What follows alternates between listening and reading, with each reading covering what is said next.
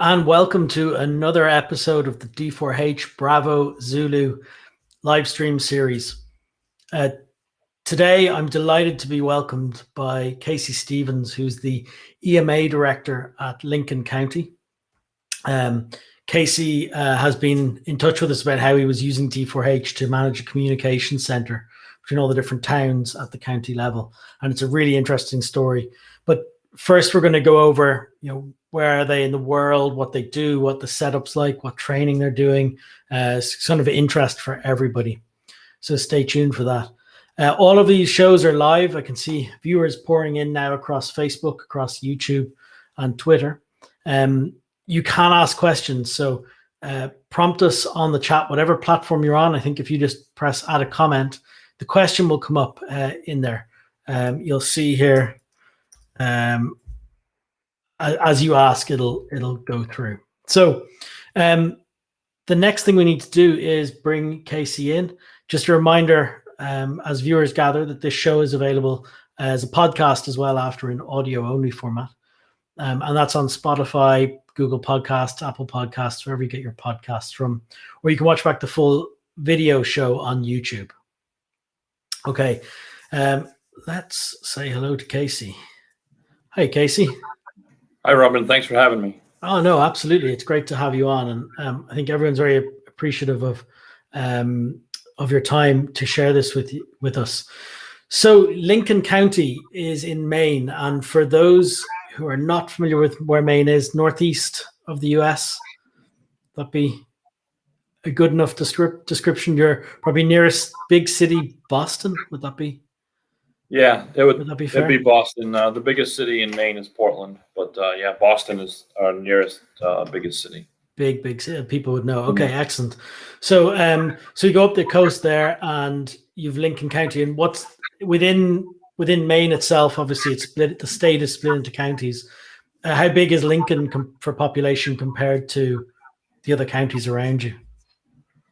We're probably about midway compared to the population of other counties in the state. There's some that obviously, like Cumberland County, they probably have more than triple the population of our county, but a lot of them are sized much like our county. Understood. And you've got 18 towns, is that right? Yeah, there's 18 towns in our county. So there's 18 fire departments that, we work with, 4 law enforcement agencies and 4 EMS agencies, as well as each town has its own EMA director. Okay. So there's a lot going on there. So describe to me how it's broken up, particularly for you, but maybe even just generally in the US. You've got the state level EMA, or the federal level first, I guess, then the state level EMA. How's it broken up down to you? So, like you said, the federal level is FEMA, and then the state of Maine is the Maine Emergency Management Agency. And then each county, there's 16 counties in the state of Maine. So each county has its own emergency management agency. Yep. And it's by state statute that each town has to have an EMA director.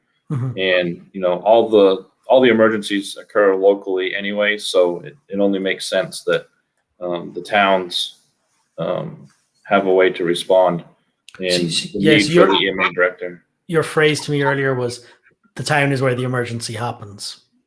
Yes, correct. So we support the towns, and we help coordinate. So if there's an emergency or disaster occurring that is affecting more than one town in our county or multiple towns, then that's where we can come in and help with coordination.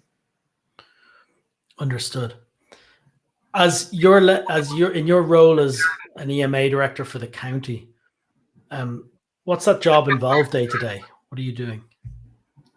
We're doing lots of planning. We're making sure that our systems are up and running, mainly our communication systems. We're trying to keep an eye on situational awareness, staying in contact with our local EMA directors. Basically just we've got our ear to the ground and just preparing as much as we can for the future. And are those in Lincoln County, are they predictable enough events? I mean, obviously you've weather events. You were saying a windstorm is sort of the most common recurring one, but is it seasonal, all this stuff? Typically, yes. A lot of the emergencies that we deal with are, predictable, and we do have some time for planning. Knock on wood, we don't have the man-made type events that other areas may have for emergencies, but it's typically all weather and seasonal stuff that we deal with. The largest probably being the windstorms lately that we've been getting. We seem to have an increase in windstorms in our area over the last 5 years or so. Okay. And is that all up the eastern seaboard there, or particular to where you are? I would say, definitely the Northeast. Yeah. The windstorms have increased. The weather's just changing, I guess, and for whatever reason, we're getting these windstorms that, they last probably, they're usually all less than 24 hours, but they're not like a tornado or a hurricane. It's just a lot of wind, and it just knocks down trees and blocks roads and brings power lines down with them. You actually sent me some photos to share here. I'll bring them up.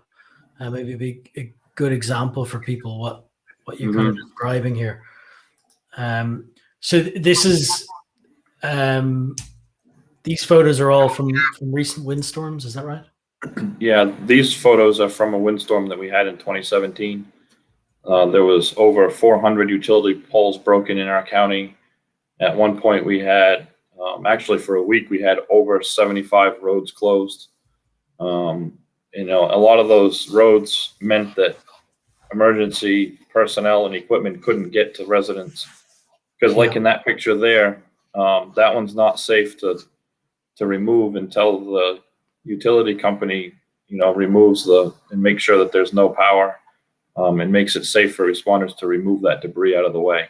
Yeah, so the fire department can't do anything here alone. You need the utility company.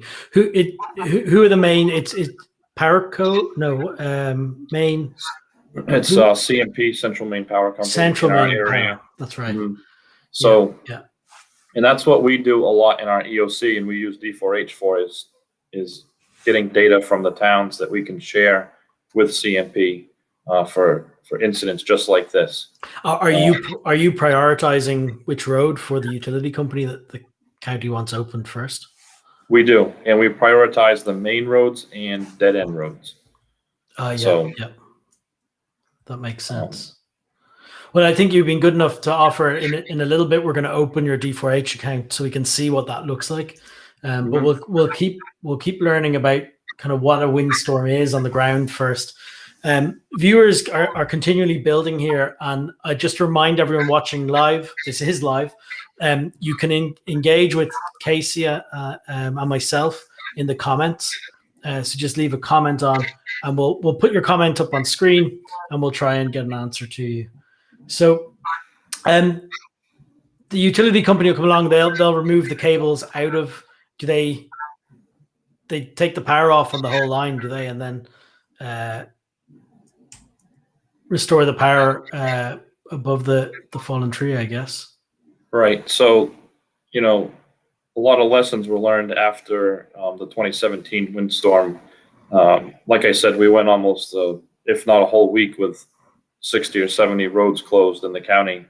And that was a problem because, we need to be able to provide the residents with emergency response capabilities when they need it. So we needed a better way. We needed a better way to make it faster next time. And the priority to be on getting the roads open and not restoring the power. At minimal, we needed to have the roads open.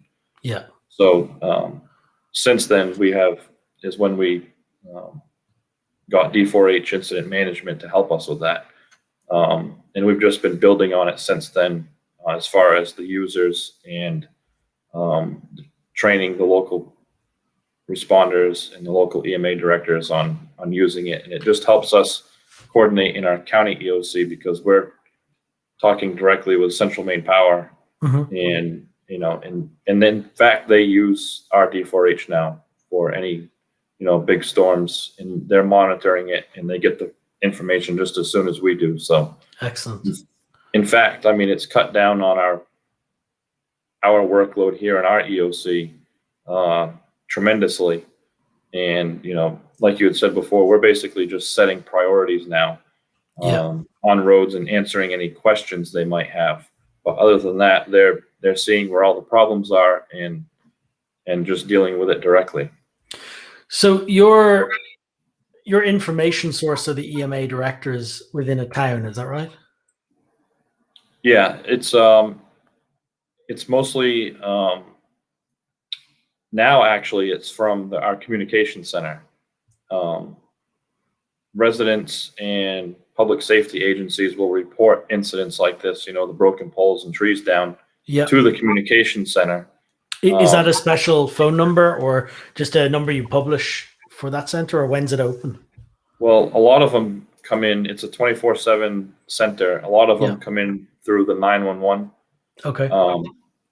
So previously they would record these incidents like this on, you know, a piece of paper or a flip chart or something in the communication center, and they would be the only ones that could see it. So now when they use D4H, they don't have to use the flip chart anymore. They put it right on. They put all the road closures right on D4H, and they put whether there's a power line involved or not. So as soon as they enter it in there, then all the towns in the county can see it. Central Maine Power can see it. We can see it. It just works really well. And then as the road opens, they're always notified, so they can go in D4H and change the status of it to open.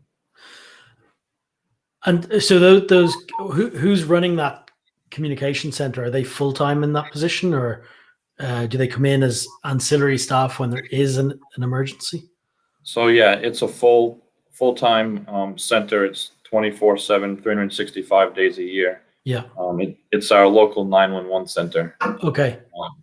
So these are 911 operators who are doing this at the same time. Yes. Yep. It's 911 operators. They're taking the information instead of writing it on the flip chart and then having to fax it or email the information. They just have to enter it once into D4H real quick right on their computer. Gotcha. And how many operators are in that control room? Do they just cover Lincoln County? They do just cover Lincoln County.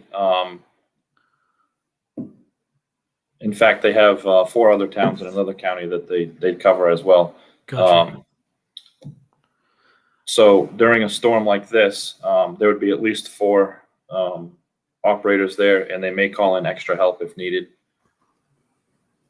And yeah, so that's really fascinating. It's getting used there. You're doing that straight from the 911 control center. It's very interesting. To become an EMA director within a town, you're saying that's a voluntary role in a lot of cases, or maybe not all, but yeah, in most cases in Lincoln County, it is a voluntary role. The towns may provide them some, but very little compensation. Is that through the fire department or a connection with that part of the town, or how are they structured normally? It's typically not directly with the fire department.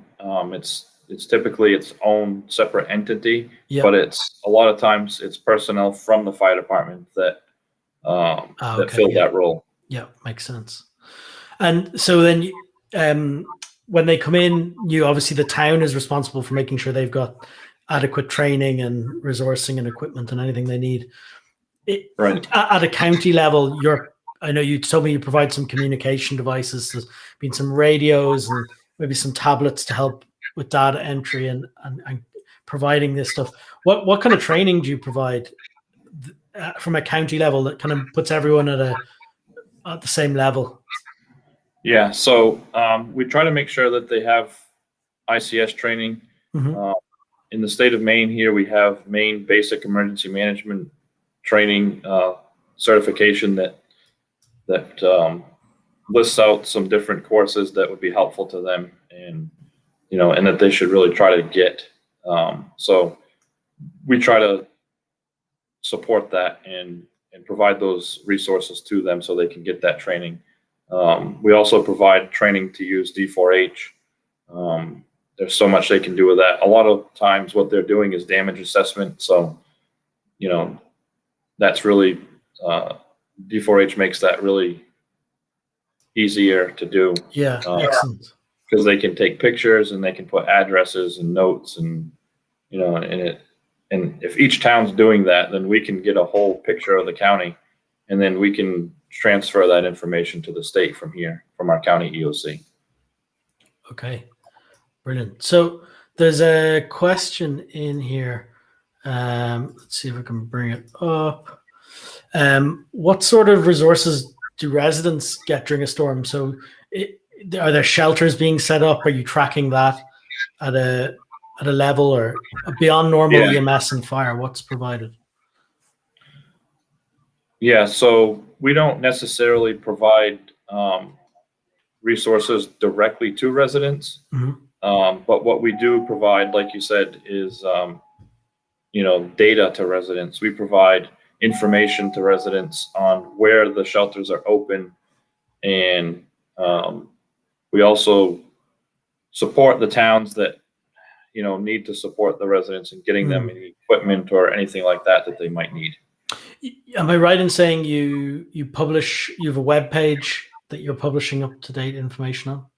Yeah, so during a windstorm, we've progressed with D4H, and a lot of times what we'll do is every 4 hours we will download or make a PDF of the road closures that we have, and then we'll post it on social media and our website so that residents know which roads are closed and they can try to avoid that area. It's very helpful to schools as well, and any other public works, so they can kind of get a snapshot, whereas before, this information would have had to have come by email or something like that, but now we can just post it in one spot and then people can go and find it. Have a look. Excellent. What do you think about sharing your screen now? Would that be good timing if I pull it up? Yeah. Okay, let's take a look. Let's get us out of the way down here. I'll let you talk through this, Casey. You know it best. So you've built this configuration yourselves, road issues. I see the board. Yeah. So the 911 center, the operators have this same board when they're during a storm. Yeah. And they enter the road closures. They just have to fill in all these fields here. The first one is the address. This is just a test board that we have set up, so that's why some of the road names are funny looking. But so Hendricks Hill Road, and then the town that it's in, the current status, and then the reason for the issue is a big one, because if it's not blocked or a power line's not involved, then CMP doesn't necessarily need to be involved, and local crews can handle it without utility companies. Photos are helpful, so we have a spot to add photos, and then entered by date and time and any other specific notes. But this can be done in the field, so each of our EMA directors have tablets, and they've been trained on D4H incident management, so they can add new entries into here, and they can edit the ones that are in here also. We try to do. Do you have a form behind each of these roads? If you double click in, is there is there lots more info? Yeah. So Gotcha. more information can be added. So there's the pole numbers. Sometimes it's a telephone company pole and not a CMP pole. So they can add that information. We also have a non-road utility issues board. So if there's a utility problem and it doesn't affect a road, that's where they could enter that information into here. Gotcha. So you've got these colors set up as well. It's obviously going red by the look of it. It's closed, and it's blue if open. Is that right? Yeah. So if we change the status to this road to open, we've got it so it will turn to green like that. Okay, perfect. Yep. So when we're looking at it on the big screen, we can get a better idea. And another helpful thing is you'll notice up here it says closed This is what we set this up to. It keeps count of all the closed roads, all the roads that are down to one lane, and open and made safe. So made safe is if a power company came and said that, you know, there's no more danger from power lines, then we can send out local crews to take care of that. Can you zoom out a little bit there? Control minus is probably do that, and I think the whole board will become visible for people to see. You can probably go a good bit out. So it ends at notes. The board ends at the notes. Oh yeah, section. But if you zoom out, we'll see lots of rows. Oh, okay. I just it'll give people an idea of what's on your big screen. Oh, I see. Yeah, exactly. Yeah. So you're getting this large screen board, and yeah. Just close the menu on the left hand side, and we can go completely full screen with this. And then I think you can open the map on the right here, and you might even get a geographic display. The top right corner, there's a little pin. Yep, that's the one. And we should get excellent. So you can hit that button just below the zoom out. It'll size to the incident, or it should do. Oh, you've got stuff out in the Atlantic. Look. Yeah, this is just a test one. That's okay. So excellent. So we can see anyway where the let's go in on the 3. There we go. What's closed and open, and they're going to change color as you change them on the board. Brilliant. So if I was you or the utility company, you're just able to watch this, and it's updating in real time as information gets moved about on it. Yes, that's brilliant. How do you group them and sort them? You're doing it by town at the moment, or are they town names we're looking at? So yeah, typically we'll sort them by their status, and then we'll group them by municipality. So, you know, if someone has a question about a town, we can just quickly scroll to that town. And these are the towns: Southport, Waldoboro, Westport, Whitefield. And then we can instantly tell them which roads are closed or open within that town. And what are you doing for that? You were talking about printing off a PDF or some sort of report as well. Every regular period. Yeah, so if we do a print to PDF here, it will take all this information. I don't know if it'll still share if I show you through. It might be in a different tab, but yeah. So if we selected that, it would turn all this data into a PDF form that we can either email or post on our website or our social media, so that the public can see what roads are closed and try to avoid those areas, which helps the crews on the scene too, you know, keeping traffic down, and it just makes it safer for them. But the public really likes knowing. We get a lot of good feedback on. They like to know which roads are closed. It helps them in their planning and travel. So yeah, makes sense. We like that feature. With the ability to create any board or task board or status board, you've built some other ones like expenditures and PPE requests and different pieces, I think. Can you tell people a little bit about those and how you use them? Sure.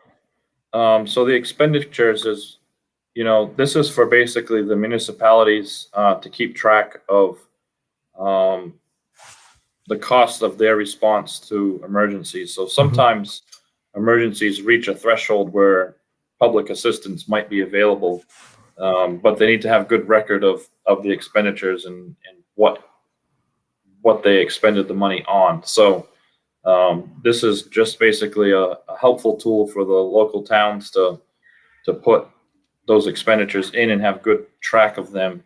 They can even attach files to each entry and just leave themselves some good notes and explanation of what that was. And then later on, when they need it, they'll have it all available to them. They can get a spreadsheet out. Yeah. Very nice. Another one is, let's see here, resource management. So we use this a lot for the pandemic for COVID-19. The towns would, if they needed any sort of PPE, it's kind of built for PPE right now, but it could be used for another type of an event because, we can change those columns or those fields pretty rapidly. So could you press add now just so we can see what Yeah. it looks like? Yeah. So this is where they put the organization that's requesting it. And then this is what they need. And then if we made this list here because these were the common things people were looking for. Gotcha. So they could just select that maybe instead. So they would select that, what they need, how many they need here. And this is the type of facility that they were requesting from, a hospital or urgent care, long-term care, or non-clinical. Contact info for who's requesting, where the resource request needs to be delivered to, and the date that it was requested. And then we can keep track of the status. Requested, and then we're working on it, and then completed is when it's delivered. And if they have an attachment of any specific item that they want, like a picture of it or any other data of the item, they could attach it there. So we make sure we're getting exactly what they need. Very good. Mm-hmm. That's fantastic. I think unless we get any more questions here that come in, and just as a reminder, people can ask questions. You've been very good with your time, Casey. We did Amy in D4H did a blog post about how you operate. It's a very good read. I think kind of a lot of what we've discussed on here is in that blog post, and so we'll make sure that gets shared again, maybe with this. We'll put it in the comments. Let's post it here now.